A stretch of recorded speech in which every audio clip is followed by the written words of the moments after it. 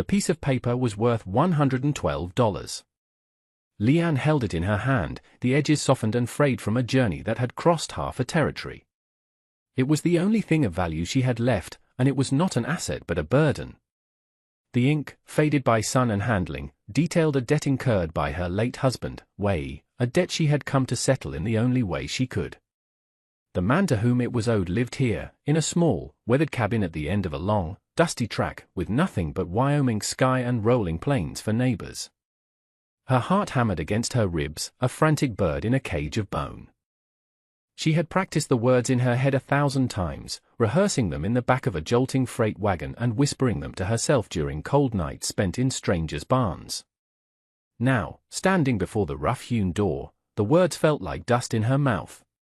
She raised a trembling hand and knocked. The sound was small, swallowed by the vast silence of the prairie. For a long moment, nothing happened. She wondered if he was even there. Perhaps she had come all this way for nothing. She was about to knock again when the door creaked open. The man who stood there was not what she had expected. The name on the contract, Jedediah Stone, had conjured an image of a hard-faced lender, a man with cold eyes and a cruel mouth. This man was tall and broad-shouldered, his face browned by the sun and etched with lines that spoke more of weather than of malice. His hair was the color of dried grass, and his eyes, a startlingly clear blue, held a look of quiet surprise.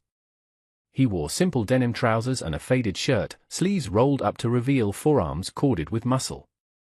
He looked at her, then at the small, worn bundle at her feet, and his gaze was not unkind. It was simply questioning. "Can I help you?" His voice was low and steady, like the rumble of distant thunder. Leanne bowed her head, her dark hair falling forward to hide her face. She could not meet his eyes. To do so would be to lose the last of her courage. She held out the paper. "I am Leanne," she said, her voice barely a whisper. "Wife of Wei. I have come to settle his debt." Jedediah Stone did not take the paper. He looked from her bowed head to the document she offered as if it were a snake. A deep line appeared between his brows. "Wei," he repeated, the name sounding strange in his mouth. "He worked the railroad grade down by Willow Creek." It was not a question. "Yes," she confirmed. "He is gone now. The debt remains." She drew a steadying breath, forcing the next words out. The word she had dreaded for weeks. "I have no money. I have nothing. But the debt must be honored. I offer myself to work, to serve you until the sum is paid." The silence that followed was absolute. The wind whispered through the tall prairie grass, and a hawk cried out somewhere high above, but between the two of them, there was only a stunned stillness. Leanne kept her eyes fixed on the dusty toes of her thin shoes, her entire body braced for his response. She expected laughter, or a cold assessment, or a gruff acceptance. What she did not expect was the sound of tearing paper. Her head snapped up. Jedediah Stone had taken the contract from her unresisting fingers. With two swift, deliberate motions, he tore it in half, and then in half again. The first scraps of paper fluttered from his hand and danced on the breeze for a moment before settling in the dust by the porch step. "You owe me nothing," he said, his voice quiet but firm. Leanne stared at the torn pieces of her husband's shame, then back at the man's face. Confusion warred with a lifetime of ingrained duty. This was not possible. A debt was a sacred thing, a stain upon honor that could only be washed away with payment. To simply erase it was unthinkable. It was a trick. It had to be a different kind of cruelty, a way to unmoor her completely before revealing his true intentions. "But the contract," she stammered, pointing a trembling finger at the scraps. $112. "It's just paper," he said. He looked at her face, truly looked, and for the first time, he seemed to see past her formal words to the bone-deep exhaustion and terror that lay beneath. He saw the smudges of dust on her cheeks, the hollows beneath her eyes, the way her small frame seemed to tremble inside her dark, simple clothing. Wei was a good man. He shouldn't have been in that kind of debt in the first place. He stepped back, opening the door wider. "It's getting on toward evening. You've come a long way. You can stay the night. She flinched, taking a step back. No. I cannot accept charity. I came to pay. And I told you the debt is paid, he countered, his patience wearing thin, but not with her. It was a frustration with the whole rotten situation. Call it a night's lodging, then. You can't go back to town in the dark. It's a 2-hour ride, and there are wolves. You can have the spare room. You'll be safe here. He wasn't asking. He was stating a fact. The set of his jaw told her he would not be argued with. Trapped between her rigid code of honor and the undeniable reality of her situation, penniless, alone, and miles from anywhere, Leanne felt her resolve crumble. She gave a small, stiff nod. He bent down and picked up her bundle, his large, calloused hand dwarfing the small cloth-wrap package. He carried it inside as if it weighed nothing. Hesitantly, she followed him over the threshold. The cabin was one room, clean and spare. A stone fireplace dominated one wall, its hearth swept clean. A sturdy table with 2 chairs stood in the center. In one corner was a bed, neatly made. In the other, a small cot with a thin mattress and a folded blanket. That must be the spare room he meant. A door on the far wall presumably led outside to a wash area or storage. The air smelled of wood smoke, leather, and coffee. It was the scent of a life lived alone. He placed her bundle on the cot. The water basin is by the door. There's stew in the pot on the hearth. Help yourself when you're hungry. He didn't look at her as he spoke, busying himself with checking the latch on a wooden chest at the foot of his own bed. He seemed almost uncomfortable, as if her presence was a disruption he didn't know how to manage. She said nothing, only watched him, her mind racing. This man was an enigma. He had held power over her, the power of debt, and had simply thrown it away. Now he offered shelter and food with a gruff sort of kindness that was more bewildering than cruelty. She did not trust it. She could not afford to. Later, as darkness fell outside, she sat on the edge of the cot, listening. He moved about the cabin with a quiet efficiency, banking the fire, checking the door. The scrape of a chair, the clink of a tin cup, the soft sigh of a man settling down for the night. These were lonely sounds. She lay down, fully clothed, her hand clutching the one thing she had not included in her bundle, a small, smooth wooden bird, carved by her husband's hands.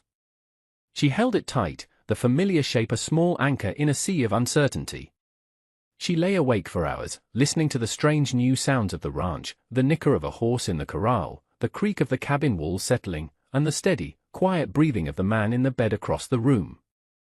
He had torn up the contract, but she did not yet understand that the real debt was not hers, and its true owner was still out there. The morning light streamed through the cabin's single window, painting a dusty gold stripe across the wooden floor. Leanne was already awake. She had slept in fits, her mind refusing to rest. When she saw that Jedediah was still asleep, she rose quietly and went outside to the water pump. The cold shock of the water on her face was a welcome distraction. She washed, tidied her hair, and returned to find him stoking the fire. "There's coffee," he said, gesturing with his chin toward a pot sitting on the hearth. He didn't ask if she wanted any, he simply stated its existence. She poured a small amount into a tin cup, the bitterness of it a familiar taste. They ate a breakfast of biscuits and bacon in a silence that was thick with unspoken questions. Leanne felt like a ghost in his home, an unexpected guest who had overstayed a welcome she never received. Finally, he spoke, wiping his mouth with the back of his hand. "I have to go into Harmony Creek for supplies. You should come with me." Her first instinct was to refuse, to stay hidden in the relative safety of the isolated cabin. But then she considered her situation. She couldn't stay here forever. She needed to find work, a real way to support herself. Perhaps the town would offer a possibility. "All right," she agreed softly. He hitched a wagon, the movement sure and practiced. He helped her up onto the hard wooden seat, his hand briefly touching her elbow.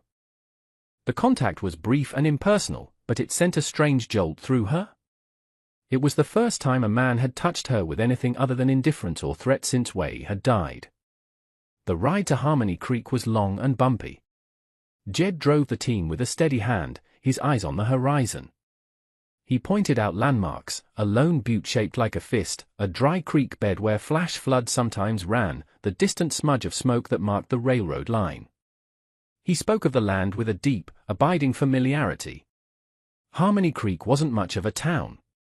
It was a single dusty street lined with a dozen or so false-fronted buildings, a general store, a saloon, a blacksmith, and a land office.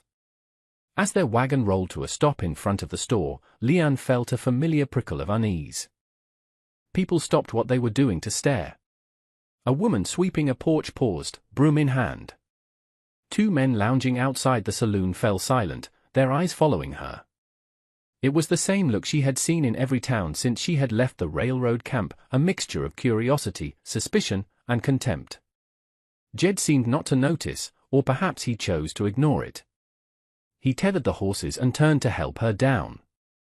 "We just need flour, salt, and some other things," he said, his voice low, meant for her alone. "Won't take long." But it was long enough.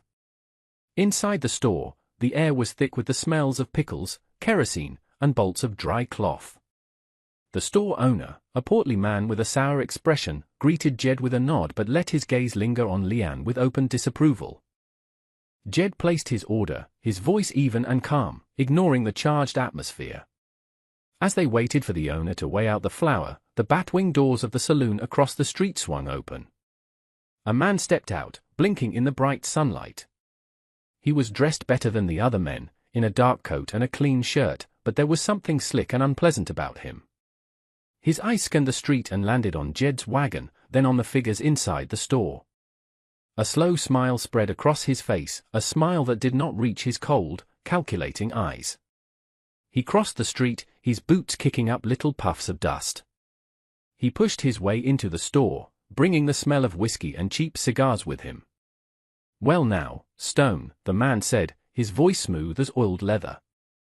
"I didn't figure you for the type to be out shopping with company." Jed turned slowly. His body seemed to grow larger, his shoulders squaring as he placed himself slightly in front of Leanne. "Croft," he said, his voice flat and devoid of welcome. Silas Croft's gaze slid past Jed to fix on Leanne. He looked her up and down as if she were a horse he was considering buying. "I see you've collected on my old account," he said, his smile widening. "A bit more than the paper was worth, I'd say." Wei always did have good taste, for a laborer. The casual possessiveness in his tone made Leanne's blood run cold. This was him. This was the man who had trapped her husband. Jed took a step forward, a silent, menacing movement. "She's under my protection," he said, his voice a low growl. "This is my business. Not yours." Croft held up his hands in mock surrender. "No need to get heated. I was just admiring your good fortune. You got a good deal. I sold that debt to you for a song, thinking it was a lost cause." He winked, a vile, conspiratorial gesture. "Clearly, you knew something I didn't." The store owner watched, wide-eyed. The tension in the small store was a physical thing, thick and suffocating. Leanne felt trapped, a specimen pinned under the gazes of these three men. "Our business is concluded, Croft," Jed said, his jaw tight. "Now get out of my way." He paid the store owner, his movements clipped and angry. He gathered the sacks of supplies, never turning his back completely on Croft. He guided Leanne out of the store and back to the wagon. As he helped her up, Croft's voice followed them. "You take care of that one, Stone. Good property is hard to come by." Jed's hands clenched into fists on the reins, but he said nothing. He slapped the leather against the horses' backs, and the wagon lurched forward, leaving Silas Croft standing in the street, still smiling that predatory smile. The ride back to the ranch was silent, but it was a different silence than before. It was no longer just awkward, it was heavy with a new, visible threat. Jed now understood that Croft was not just a memory from Wei's past. He was a clear and present danger to the woman sitting beside him. And she was beginning to understand that the torn pieces of paper back at the cabin had not been the end of the story. They were merely the beginning of a different, more dangerous chapter. That night, the sky turned a bruised purple, and a summer storm rolled in across the plains. Wind rattled the cabin's lone window, and rain began to fall in heavy, drumming sheets. The world outside dissolved into a roar of wind and water, shrinking their universe to the four walls of the small, warm room. The storm seemed to mirror the turmoil inside Leanne, a physical manifestation of the fear and confusion that had been building since her arrival. Jed built up the fire, the flames casting dancing shadows on the walls. The shared danger, the forced intimacy of being trapped by the weather, seemed to break down the barrier of silence that had stood between them. He turned from the hearth, his face serious in the firelight. "We need to talk," he said. "About Croft. About the debt." Leanne sat on her cot, her hands clenched in her lap. She nodded, her throat too tight for words. "I never lent your husband money," Jed began, his voice low and earnest. He pulled one of the chairs from the table and sat, leaning forward with his forearms on his knees. He looked directly at her, his blue eyes holding hers. "I knew Wei from the railroad camp. We weren't friends, not really. But I respected him. He worked hard, kept to himself. But I saw what Croft was doing." He paused, gathering his thoughts. Croft was a foreman. He preyed on the men who didn't speak much English, the ones who were alone. He'd lend them money for a doctor, or to send back home, but at rates no man could ever repay. He trapped them. Wei got caught in that trap. He borrowed money when his brother fell ill back home. Croft owned him after that. Leanne listened, her heart aching with a grief she thought she had buried. She had known Wei was troubled, but he had never told her the details, too proud to admit the depth of his desperation. "I'm not a rich man," Jed continued, "but I had some cash saved. I hated what Croft was doing. It was a sickness in the camp. So I went to him. I offered to buy Wei's debt note. I paid him $20 for it. Not because I wanted to own the debt, but because I wanted to get Croft away from him. I wanted to tear the damned thing up in front of Wei and tell him he was free." A log in the fire popped, sending a shower of sparks up the chimney. "But I never got the chance," Jed said, his voice rough with regret. "There was a rockslide at the grading site 2 days later. By the time I got back to the camp, Wei was gone. I held on to the note, not knowing what else to do. I never expected you."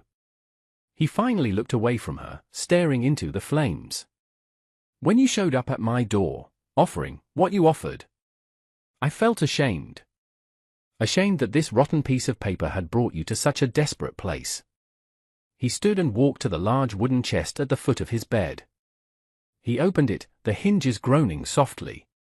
He rummaged inside for a moment before pulling something out.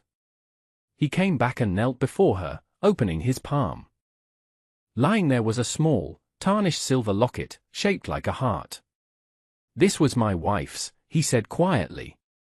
"Her name was Mary. We had this ranch, this dream. She took a fever 5 years ago. It took her in 3 days. There was nothing the doctor could do." His voice was thick with old pain. "I know what it is to lose the person who is the center of your world. I would not bring that kind of pain to another's door for any amount of money." The revelation settled over Leanne, a profound and quiet truth. This man's gruffness wasn't hardness, it was a shield built around a core of old grief. His kindness wasn't a trick, it was the empathy of a man who understood loss. For the first time since she'd arrived, she believed him. Tears she hadn't realized she was holding back welled in her eyes. She reached into the pocket of her simple dress and pulled out the small wooden bird. She held it out to him on her own palm. "Wei made this for me," she whispered. He said it was a sparrow. "Because they are small, but they can fly anywhere." Jed looked at the delicate carving, then back at her face. He reached out, not to take the bird, but to gently close her fingers around it. His calloused fingers were warm against hers. It was a gesture of shared understanding, a quiet acknowledgement of the ghosts they both carried. The storm raged on outside, but inside the cabin, something had settled. The fear that had kept Leanne rigid and watchful began to soften, replaced by a fragile, tentative trust. The next morning, the storm had passed, leaving the world washed clean. The air was cool and fresh. A sense of peace had settled over the cabin, but it was to be short-lived. As Jed was checking on the horses in the corral, he saw 3 riders approaching. He recognized the man in the lead instantly. It was Silas Croft. And he was not smiling. Croft reined in his horse just outside the fence line, his 2 companions flanking him. They were rough-looking men, the kind who hired their guns for a day's wage. "Stone!" Croft called out, his voice sharp and demanding. "We have business to finish." Jed walked slowly to the fence, his posture relaxed but his eyes alert. "I told you, Croft. Our business is done." "Not quite," Croft sneered. "You may have torn up your copy of the contract, but I kept mine. And it has a clause you might have overlooked. In the event of default or death, all property of the debtor transfers to the creditor." All property. His eyes flicked toward the cabin, leaving no doubt as to his meaning. "That woman is mine. I'm here to collect what I'm owed." Jed's hands gripped the top rail of the fence, his knuckles turning white. "She's not property. She's a free woman. You have no claim on her." "The law in this territory is what a man with a bigger purse says it is," Croft retorted. "And I have a signed contract. I'm taking her with me. You can try to stop me, but my friends here are feeling persuasive today." He nodded to the men beside him, who both shifted, their hands moving closer to the pistols on their hips. The threat was no longer about money or social standing. It had become primal. Jed was outnumbered, and Croft was a man who would not be denied twice. Inside the cabin, Leanne had heard the voices. She peered through the window, her heart seizing with ice-cold dread. She saw the men, the guns, the malignant look on Croft's face. She saw Jed, standing alone, a lone bastion between her and a fate worse than death. She knew then that she could not hide behind him. His protection had brought this danger to his door. She had to be part of the stand against it. Jed stood his ground, his mind racing. He was a rancher, not a gunslinger. Taking on 3 armed men was suicide. But letting them take Leanne was unthinkable. Croft, seeing his hesitation, swung down from his horse. "Don't be a fool, Stone. She's not worth dying for." He started toward the cabin door, one of his men moving to follow. But before he could take 2 steps, the cabin door swung open. Leanne stepped out onto the small porch. She was not crying. She was not screaming. In her hands, she held Jed's heavy, black cast-iron skillet, gripping its handle with both hands like a shield. Her face was pale, but her eyes burned with a cold fire. She looked directly at Silas Croft, her voice ringing out, clear and steady, her English more precise than he had ever heard from her. "My husband's debt is with the earth now," she declared. "You are a ghost, and you have no claim on the living." Croft stopped, momentarily taken aback by her defiance. He laughed, a short, ugly sound. "A little sparrow with a frying pan. What are you going to do? Cook me breakfast?" Leanne's expression did not change. She then spoke again, but this time, it was not in English. A string of sharp, cutting words in her native tongue sliced through the morning air. The language was alien to Croft, but it was not to his hired men. They had worked the railroad lines, the mines, the places where men from her country toiled and died. They recognized the cadence, the sharp, angry pitch. It was the sound of a curse, a deep and binding malediction wished upon a man and all his kin. One of the men shifted uneasily in his saddle, his eyes darting from Leanne to Croft. The other man's hand, which had been resting on his pistol, dropped away. They were hired for a fight, not to be on the receiving end of bad medicine from a wronged woman. Superstition was a powerful force on the frontier, often more powerful than a day's pay. In that single moment of hesitation, Jed acted. He didn't draw a gun. He vaulted over the corral fence and slammed his shoulder into the nearest man, who was still half distracted by Leanne's outburst. The man grunted, stumbling back into his own horse. The animal shied violently, its eyes rolling. As it reared, Jed's own horse, a well-trained cow pony named Buck, responded to the agitation. Buck pinned his ears and lunged toward the second man's mount, biting at its flank. It was chaos. Not a clean shootout, but a messy, frantic tangle of spooked horses, shouting men, and ranchers' grit. The second hired man was too busy trying to control his panicked horse to be a threat. Croft, seeing his hired muscle suddenly and completely undone, lost his nerve. He scrambled back onto his horse, casting one last look of pure hatred at Leanne on the porch. He yanked the reins, turned his horse, and galloped away without a backward glance. His two men, one nursing a bruised side and the other fighting his mount, wasted no time in following him, eager to be away from a place that had suddenly turned sour.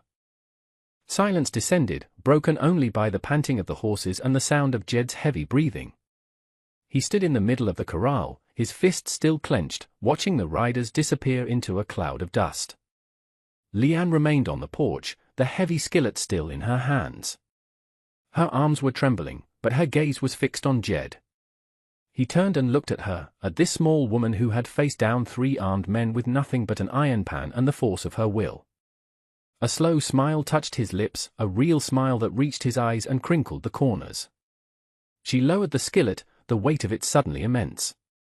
Something inside her, a knot of fear she had carried for months, finally loosened. She had not been rescued. She had stood with him. Together, they had driven the ghosts away. 6 months later, the first snows of winter were dusting the high peaks, but the valley where Jed's ranch lay was still caught in the golden light of autumn. The landscape had changed. Next to the weathered gray of Jed's cabin stood a small, sturdy new extension, built of fresh-cut pine that still smelled of sap. In front of it, a patch of earth had been turned and cultivated. It was a vegetable garden, now mostly dormant, but the neat rows and the carefully constructed fence to keep out deer spoke of a summer of diligent work. Leanne was in the garden, bundling the last of the dried herbs. Her movements were calm and sure. She wore a practical dress of blue calico, and her hair was tied back simply. The haunted, fearful look was gone from her eyes, replaced by a quiet confidence. A short distance away, Jed was mending a section of fence, his hammer blows a steady, rhythmic counterpoint to the quiet afternoon. He finished driving a nail, tested the post with his hand, and then straightened up, watching her. He had kept his word. A few months prior, he had taken her to the land office in the next county over, a place where no one knew her or Croft. As a widow, she had more legal standing than most women, and Jed had helped her file a homestead claim on the 80 acres adjacent to his own. The paperwork was signed, the claim marked. The land she stood on was hers. The cabin extension was on her side of the property line. Their partnership was a quiet fact, accepted by the land and, slowly, by the people in town. Word of the confrontation with Croft had spread, twisted and embellished as such stories always are. But the core of it remained. Jedediah Stone and the Chinese woman had stood together and sent Croft packing. Croft himself had left the territory not long after, his reputation as a predator somewhat diminished when his target started fighting back. The townsfolk of Harmony Creek still kept their distance, but the open hostility was gone, replaced by a grudging, curious respect. They were left alone. Jed walked over to the water barrel, filled a tin cup, and brought it to her. She took it with a small smile of thanks, her fingers brushing his. He looked at her garden, at the rich, dark soil she had tended all summer. "It's taking root," he said, his voice soft. She looked from the turned earth to the solid cabin, then to his face. She took a sip of water, the cool liquid a balm. "Good things grow in honest ground," she replied. It was a simple truth, earned through fear and courage, through loss and a shared, quiet strength. Here, on the edge of the vast Wyoming wilderness, 2 lonely souls had found not what they were looking for, but what they needed. They had found a place to plant a new life, together. And that brings us to the end of this one. If you stayed with me all the way through, thank you. Stories like this one only get told because folks like you sit down and listen. If you liked what you heard, go ahead and hit that like button. And if you want more stories from the old frontier, subscribe so you don't miss the next one.